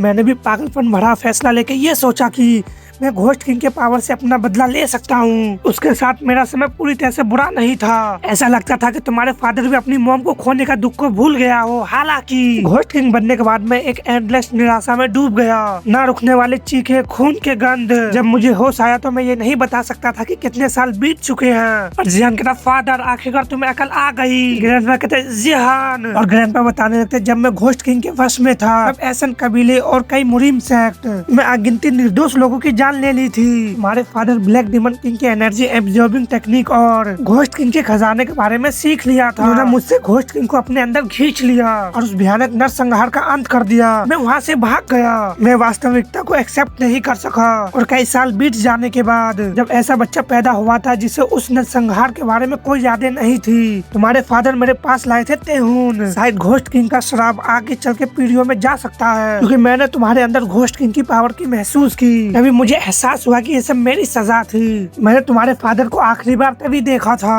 उनका डैड और ग्रैंडपा भी खामोश हो जाते फिर कहते हैं, घोस्ट किंग को पूरी तरह से कंट्रोल करने के लिए तुम्हें 3 शर्तों को पूरी करनी होगी। घोस्ट जेड ब्लैक डिमन की एनर्जी एब्जॉर्बिंग टेक्निक और घोस्ट किंग के खजाने का पूरा एक्टिवेशन। मैं तुम्हें इस अभिशाप के चक्कर में फंसने नहीं दूंगा। और वो लेडी अपने कान से कुछ निकालते हुए तेहुन को देती और कहती, ये लो। और हम देखते ये घोस्ट जेड होता है। कहता, ये तो वही घोस्ट जेड है जिसका जिक्र दादाजी ने किया था। लेडी बताती है, इस जेड स्टोन में एक ऐसा स्पेल है जो घोस्ट किंग के अवेकिंग को रोकता है। तुम्हारे ग्रैंडपा अपने आप को इसलिए खो बैठे क्योंकि उनके पास ये जेड नहीं था। मॉम कहती, थैंक यू और तुम्हारे गला घोटने के लिए मुझे माफ कर देना। तभी पूरे जगह हिलने लगता है। उनका ग्रैंडपा क्या ठीक हो जाएंगे? लेडी कहते, प्लीज जल्दी करो, ऐसा लग रहा है कि वो एक दूसरे को जान से मारने की कोशिश कर रहे हैं। मॉम पूछती है, तुम क्या करोगे? इससे लेडी उसे देखते उसके पास जाके कुछ कहती है जिससे मॉम को भी झटका लगता है। दूसरी तरफ देखते जमीन पे जगह जगह धमाके होने लगते हैं और प्रिंसेस अटैक करने लगती है। यंग ग्रैंडपा भी आगे बढ़ते हुए प्रिंसेस पे अटैक करने लगते हैं। प्रिंसेस एक अटैक बनाती है जिससे ग्रैंडपा भी आते हुए देख लेते हैं और वो अटैक पूरे ग्रैंडपा पे हुआ होता है। लेकिन हम देखते हैं ग्रैंडपा उसके पीछे पहुंच जाती है और गोकू की तरह अटैक बनाने लगते हैं। इस बात से प्रिंसेस हैरान रह जाती है और ग्रैंडपा उस पर अटैक शूट करते हैं। प्रिंसेस अपने मन में कहती, इम्पॉसिबल, वो घोस्ट किंग कैसे बन गया?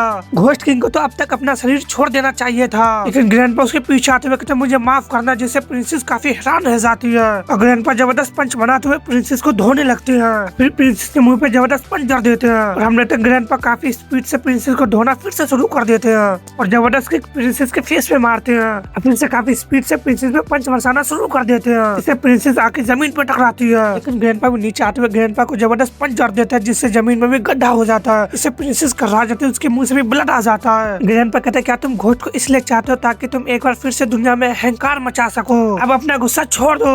प्रिंसेस कहती है, तुम सब मोरिम वाले सिर्फ घोस्ट किंग को यूज करने की परवाह करती हो, तुम भी उससे अलग नहीं हो। ग्रैंडपा कहता, नहीं, क्योंकि मैं तुमसे प्यार करता था। इसे प्रिंसेस काफी हैरान रह जाती है। ग्रैंडपा कहता, क्योंकि मैं तुमसे प्यार करता था कि मैं तुम्हारे कबीले के चाहत के मुताबिक हत्यारा बन गया। प्रिंसेस से काफी गुस्सा हो जाती है, कहती क्या? और ग्रैंडपा को दूर फेंकते हुए कहते, मुझे हंसाओ मत। ग्रैंडपा भी खुद को संभालते हुए प्रिंसेस जबरदस्त पावर अप करती है और प्रिंसेस कहती, तुम ऐसा कहते हो लेकिन तुम मुझसे भाग गए। तो अपने एनर्जी से स्टैचू बनाते हुए अटैक कर देती है। ग्रैंडपा भी पावर अप करते हुए कहते, तेहुन को बचाने के यही एक तरीका था।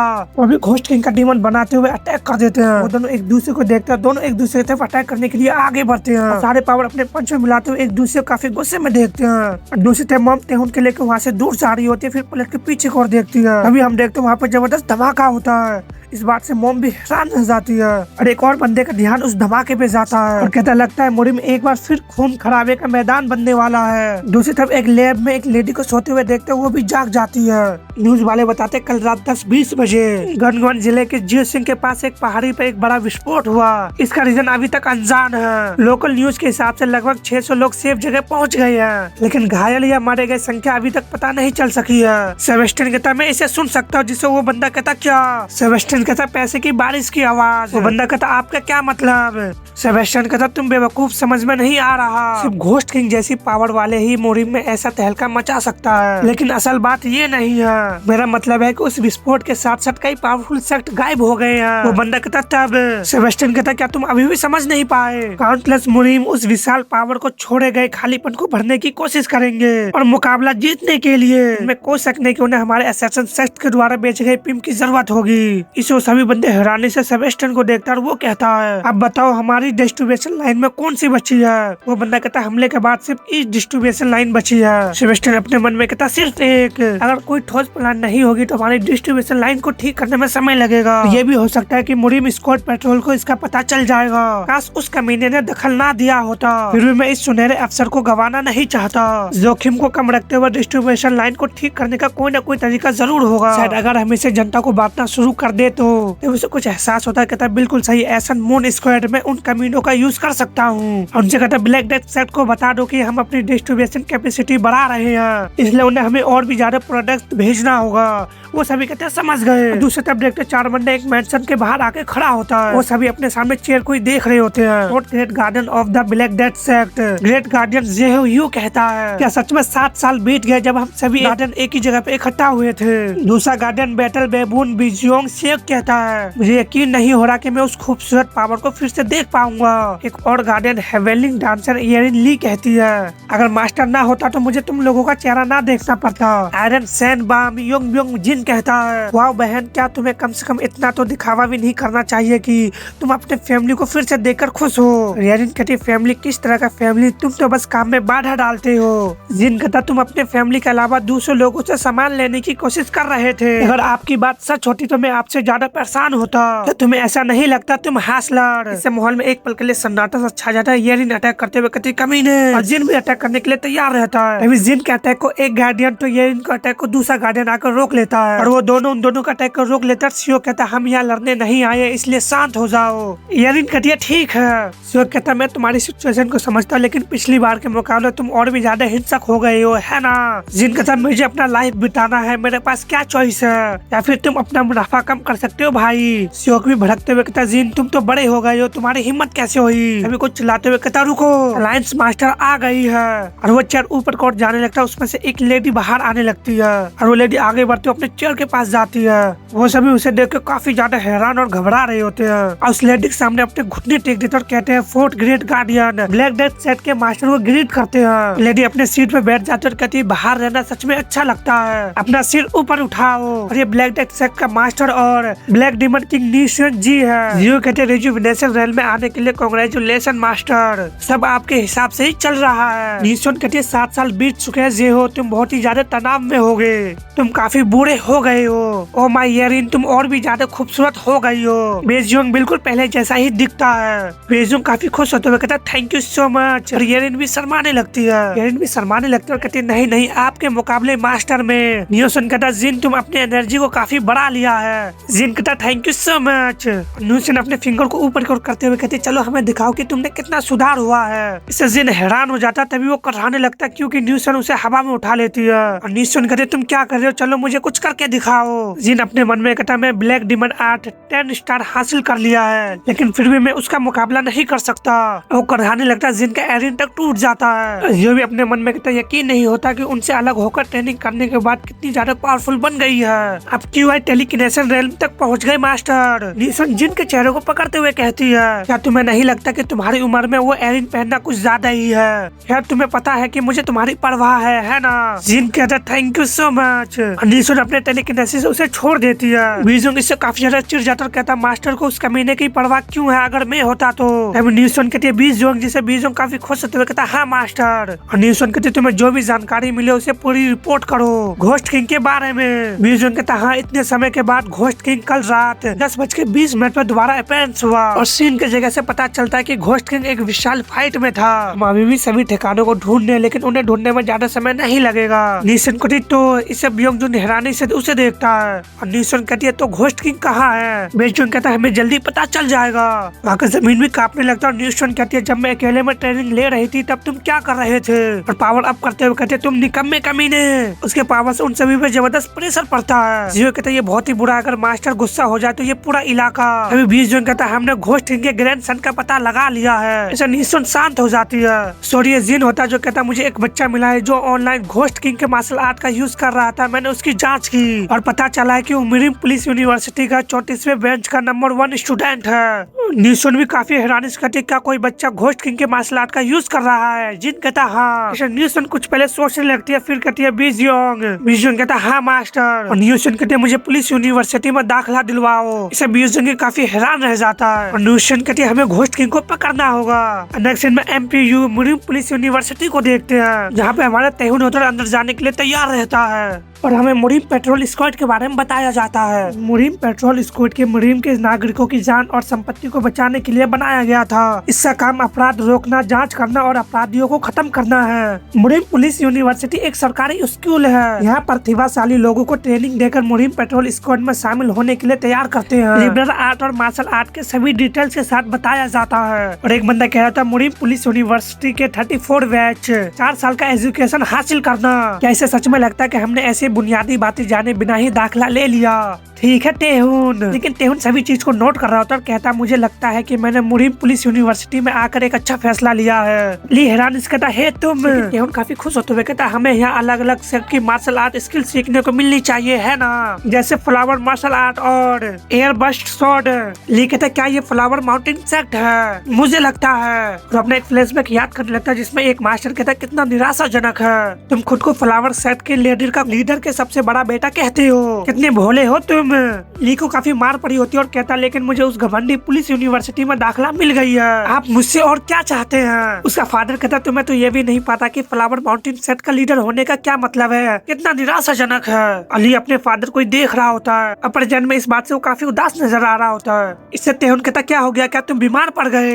ली कहता अरे नहीं। और अनाउंसर कहता मुरिम पुलिस यूनिवर्सिटी में आप सभी को सीखने और ट्रेनिंग करने के लिए जगह देगी ताकि आप मुरिम पेट्रोल स्क्वाड में शामिल हो। आपके प्रोफेसर आपके आगे बढ़ने के सीढ़ी होंगे ताकि आप बिना किसी लिमिट के आगे बढ़ सके। वो हर कदम पे आपके साथ रहेंगे। तुम ही हो मुरिम पेट्रोल स्क्वाड का भविष्य जो हमें एक नए युग में ले जाएगा। हम उसके पीछे एक निंजा को देखते और अनाउंसर कहता है एक बार फिर से मेरी तरफ से आप सभी को कांग्रेचुलेशन। निंजा उसके बॉडी पे स्लैश लगा देता है और वो बंदा कहता है अंदर पहुँचने के लिए। तभी उसका बॉडी 2 टुकड़े होते हुए जमीन पे गिर जाता है। इससे सभी बच्चे काफी ज्यादा हैरान रह जाते हैं और कहने लगते आखिर ये क्या हो रहा है? स्टूडेंट काउंसिल प्रेसिडेंट की मौत हो गई है, भागो। तेहुन कहता ये क्या हो रहा है? ली कहता क्या वो सच में मर गया? और हम देखते वहाँ पे और भी सारे निंजा आ जाते हैं और बच्चों को उस हॉल से बाहर नहीं जाने देते। और एक निंजा कहता चलो शुरू करें। और दूसरी तरफ मुरिम पुलिस यूनिवर्सिटी का डॉर्मेटरी का देखते हैं और जियो को देखते जो फोन पे कहते तुम मुझसे ऐसा कैसे कह सकते हो, मुझसे दोबारा कभी कॉन्टेक्ट मत करना, मैं तुम्हारा चेहरा नहीं देखना चाहती। अभी वहाँ पे बोए आते हुए कहती है जियो। इससे जियो सन पड़ जाती है। बोए कहते वो कौन था, कोई लड़का? जियो कॉल को कट करते हुए कहते हैं नहीं। लेकिन बोए कहते ये तो एक लड़का ही है ना, तुम्हें मुझे बताना चाहिए था कि तुम्हारा बॉयफ्रेंड है, तुम तो बड़े चालाक और हंसने लगती है। उससे काफी पास पहुंच जाती है। अभी जियो कहती है ये तो जीता ही है। वो कहता है कि जल्दी करो क्योंकि स्वागत समारोह शुरू हो चुका है। बाओ कहते हैं ये तो बिल्कुल ही गलत समय है, चलिए इस पे आप बात करते हैं। जियो कहती है ठीक है और अपने फोन से एक नंबर को ब्लॉक करने लगती है। उसके बाद अपने फोन को देखने लगती है। दूसरी तरफ हॉल का सीन देखते हैं जहाँ पे स्टूडेंट कहते हैं अभी क्या हुआ, वो कमीने कहाँ से आए? तेहुन भी इधर उधर देखते हुए कहते क्या चल रहा है, ये सब अचानक ही हुआ। अभी एक बंदा तेहुन के कंधे पे पैर रखता है और काफी स्पीड से निंजा की तरफ आगे बढ़ता है। ये एक निंजा देख लेता है और काफी हैरान रह जाता है। तभी वो बंदा जाकर उस निंजा पे अटैक कर देता है जिसे अपने शॉट से रोक लेता है, लेकिन शॉक वेव से घिसकते हुए दूर की ओर जाता है। और यही सेकंड रैंक का हाकयू जांग होता है जो लड़ने के लिए तैयार रहता है। इसे वो निंजा भी कहता कमीने। और तेहुन भी चीखते हुए कहता वो लिटल उसकी हिम्मत कैसे हुई मेरे कंधे पे पैर रखने की। अभी एक पंच तेहुन के पास भी पहुंच जाता है जिससे वो बाल बाल बच जाता है। फिर उसे ही देख रहा होता है। तभी वो निंजा तेहुन को हाथ मारते अपने पैरों से उसको गिरा देता है। फिर तेहुन को पंच मारने के लिए तैयार रहता है। तेहुन उसके पंच से बच जाता है। तभी उसके पास किक पहुंच जाता है, लेकिन तेहुन इस किक से भी बच जाता है, अपने हाथों से रोकता है। अपने मन में कहता है वो बहुत ही स्ट्रॉन्ग है, ये लोग कोई आम लोग नहीं है, लेकिन इसके बारे में बाद में सोचेंगे। वहाँ पे हर काम से मच जाता है और हाकयू जांग कई सारे निंजा से एक साथ लड़ रहा होता है और ली भी एक निंजा से लड़ रहा होता है। लेकिन हमारा तेउन सिर्फ निंजा के अटैक से बच ही रहा होता है। फिर मास्क मैन की तरह उसके हाथों को जकड़ लेता है और फिर उसे जमीन पर पटक देता है, फिर अपने कोहनी से अटैक कर देता है। अपने मन में कहता है ये सभी ही मुश्किल ओपोनेंट है, इन्होंने मुरीम पुलिस यूनिवर्सिटी में घुसपैठ कैसे की। अभी हाक्यूंग जान तेहुन के सिर को नीचे को झुकाता है और जम करते हुए आगे को आ जाता है। फिर तेहुन को एक किक मारता है जिससे वो जाके निंजा पे गिरता है। इससे तेहुन चिढ़ जाता है, कहता है तुम किसके तरफ हो। लेकिन हाक्यूंग देखते हुए उसे जबरदस्ती किक जड़ देता है। लेकिन हम देखते हैं ये किक वो निंजा को ही मारा होता है। इससे निंजा खर्रा जाता है, वहीं पे गिर जाता है और हाक्यूंग कहता है बाहर में जाओ, तुम मेरे रास्ते में हो। इससे तेहुन भी काफी भड़क जाता है और कहता है तुमने अभी क्या कहा। और हम देखते हैं कुछ बच्चे निंजा से मार खा रहे होते हैं तो कुछ बच्चे निंजा से लड़ रहे होते हैं। और हम तेहुन और हाक्यूंग को देखते हैं, लेकिन हाक्यूंग अपने मुंह को मोड़ लेता है जिससे तेहुन कहता है हे तुम कहाँ जा रहे हो। उससे कंधे पे हाथ रखते हुए कहता है मेरी तुमसे बात अभी खत्म नहीं हुई है। लेकिन हाक्यूंग को कुछ एहसास होता है और वो तेहुन पे अटैक कर देता है।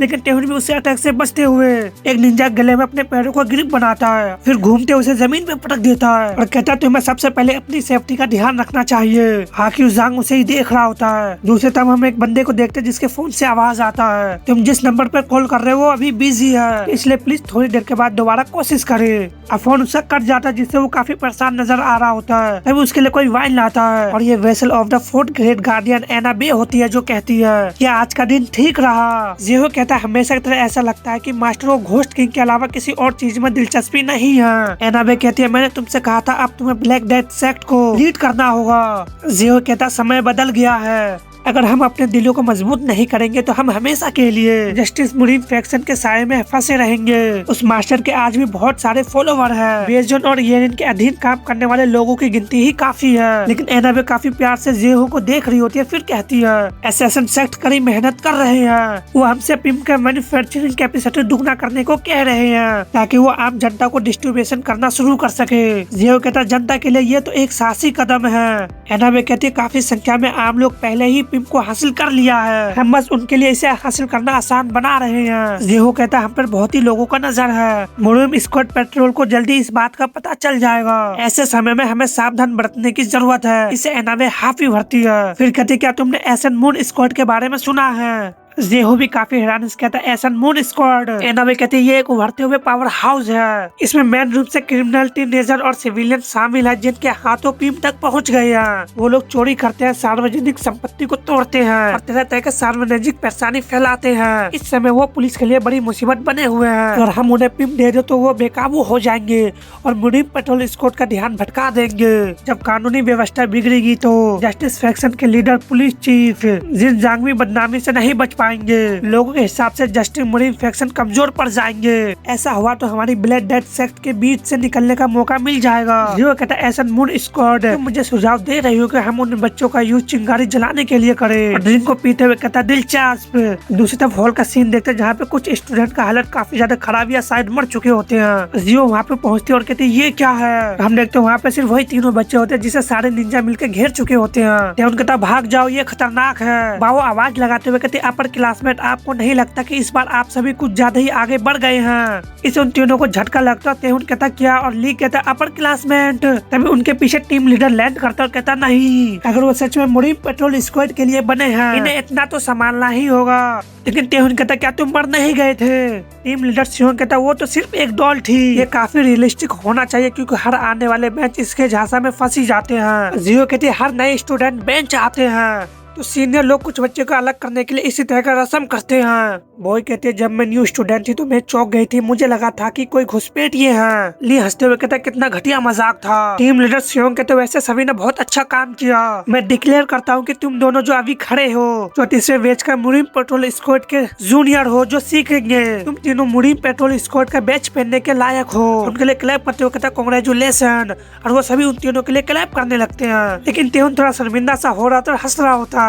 अली भी हाफी भरता है लेकिन हाकियों बस हाफी भरता है और वहाँ से जाने लगता। तभी तेहुन कहता है रुको तुम्हारे लिए एक सवाल है, मुझे तुम्हारी मार्शल आर्ट स्टाइल के बारे में थोड़ी जिज्ञासा है। इससे हाकियों उसे देखता है फिर बिना कुछ बोले वहाँ से चला जाता है जिससे तेहुन काफी ज्यादा चिढ़ जाता है। कहता है कितना बड़ा बड़ा बेवकूफ है वो, उसकी मार्शल आर्ट की टेक्निक कुछ मेरे जैसे ही लग रही थी। और हाकियों बाहर आके अपने कंधे को पकड़ लेता है, उस पल को याद करता है जब तेहुन उसके कंधे से जंप करता है। शायद इससे उसके कंधे में दर्द होने लगता है। दूसरी तरफ सेंट्रल पुलिस डिपार्टमेंट 7 का देखते हैं। एक बंदा कहता है मुझे आपको एसन मून स्क्वाड के बारे में जानकारी दे देनी चाहिए जो हाल में बहुत ही ज्यादा चर्चे में है। हम उसी बंदे को देखते हैं जो मास्कमैन को ऑर्डर दिया होता है। ये बंदा लीडर ऑफ द मुरीम और chief of the Murim patrol squad Jin Jang होता है, जो कहते हैं तुम शुरू कर सकते हो। और एक बंदा बताने लगता है एसन मून स्क्वाड हाल ही में ही सबसे ज्यादा दिक्कत पैदा करने वाले लोग हैं। वो एक सस्पिशियस ग्रुप है जिसमें ज्यादातर बदमाश और घर से भागे हुए बच्चे हैं। उन्होंने प्रेम से हासिल किए हुए पावर का यूज करते हुए देश के सभी हिस्सों में काफी नुकसान पहुंचाया है। लूटपाट, मारपीट, पब्लिक प्रॉपर्टी को डिस्ट्रॉय करना उनके अपराध का कोई अंत नहीं है। जनता की चिंता दिन ब दिन बढ़ती जा रही है। जिनजा कहता क्या हमें उनके लीडर के बारे में कुछ पता चला है। वो बंदा कहता हम अभी जांच कर रहे हैं लेकिन हमें पता चला है कि इसमें मुरीम के लोग शामिल है। हमारे स्रोतों के अनुसार हालांकि अपराधी महज टीनेजर है फिर भी वो मार्शल आर्ट का यूज करते हैं, इसलिए हमें पूरा यकीन है कि कोई ना कोई उन्हें सिखा रहा है। एक पुलिस वाला कहता है लेकिन सर भले वो मार्शल आर्ट का यूज करे, वो ज्यादा से ज्यादा नो सीखे हैं। पुलिस उनसे निपटने के लिए पूरी तरह से समक्ष है। और एक पुलिस वाला कहता है लेकिन मौजूदा सिचुएशन के गंभीरता पुलिस की कैपेसिटी से कहीं ज्यादा आगे बढ़ गई है। पुलिस ने अब तक सच में क्या किया है। इसे वो पुलिस वाला कहता है तुम्हें क्या लगता है कि अब पुलिस वाला एक मजाक बन गया है, क्योंकि तुम में से एक मुरीम का समर्थक पुलिस का चीफ बन गया है। पुलिस पे हमें गर्व है, तुम जानते हो ना। इसे वो बंदा कहता है पुलिस सोच समझकर सबका चयन करे। जिनिन कहता बस बहुत हुआ, चाहे वो सिविलियंस हो या मुरीम के साथी। जब भी कोई शांति को भंग करता है तो हमें व्यवस्था बहाल करना ही पड़ती है, बिल्कुल वैसे ही जैसे आप अभी है। इसे वो बंदे को पसीने छोड़ने लगता है। जिनिन कहता है आज से मुरीम पेट्रोल स्क्वाड एसन मून स्क्वाड से जुड़ी सारी चीजें संभालेंगे, आपको डिसमिस किया जाता है। जिनिन वो बंदा आगे को बढ़ने लगता है। जिनिन कहता है क्या तुमने सारे निशान मिटा दिए। वो बंदा कहता है जी हाँ, जिस दिन आपकी मुलाकात ब्रांच मैनेजर डोंगवाई किम से हुआ था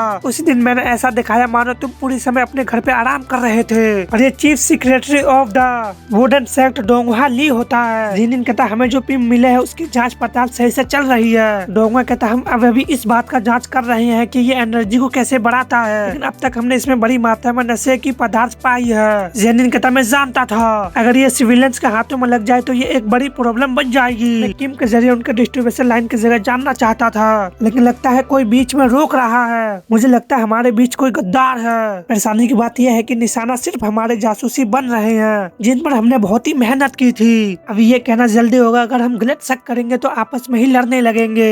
हालात में नजर रखो लेकिन अभी कोई कदम मत उठाओ। डोंगवाई कहता है यस सर। अभी लिफ्ट रिंग करता है, इससे डोंगवाई का ध्यान उस पे जाता है। कहता सर लेकिन जेनिन कहता ये ठीक है, मैं अकेले ही अंदर जाऊंगा। और वो लिफ्ट नीचे की ओर जाने लगता है। जिनिन काफी खामोश होता है, अपने पीछे की ओर देखने लगता है। और हम उसके पीछे एक लेडी को देखते हैं और जिनिन कहता है इसे बीते एक अरसा हो गया। और वो लड़की कहती आप कैसे हैं डैड।